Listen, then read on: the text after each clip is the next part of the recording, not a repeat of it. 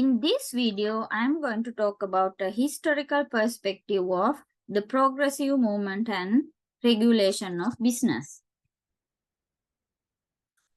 After the Civil War, the United States went through a lot of changes. One of the biggest changes was the rise of big business. People like John D. Rockefeller, Andrew Carnegie, and Cornelius Vanderbilt became very wealthy. They made a lot of money, but they also created a lot of anxiety due to growing disparities between rich and poor. There was a big difference between the rich and the poor. Some people thought that the rich were taking advantage of the poor, and they thought that the rich were getting richer by exploiting the poor. This led to the progressive movement. The progressive movement believed that the government should help people. They thought that the government should provide education, healthcare, and other services to help people. But the progressive movement also believed that the government should regulate big businesses. They thought that big business was getting too powerful and was hurting people.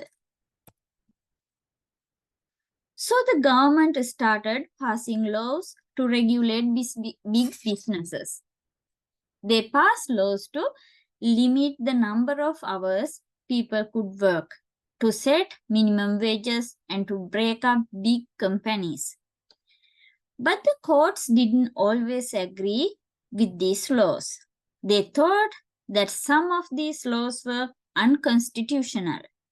They thought that the government was interfering too much with business. One of the most famous cases was the Lochner case. Lochner was a baker who wanted to work his employees for more than 60 hours a week. The government said that was too many hours, but Lochner said that he and his employees had agreed to it. The courts agreed with Lochner. They said that the government couldn't interfere with contracts between employers and employees. But later, the court changed their mind. They realized that some people didn't have the power to negotiate fair contracts. They realized that the government needed to protect people from exploitation. So the government started passing more laws to regulate business. They passed laws to protect workers, to protect consumers, and to protect the environment.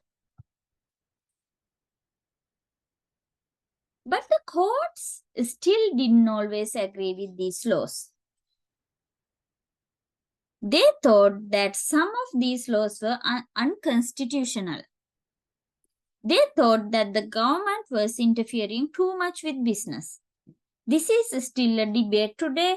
Some people think that the government should regulate business more, while others think that government should regulate business.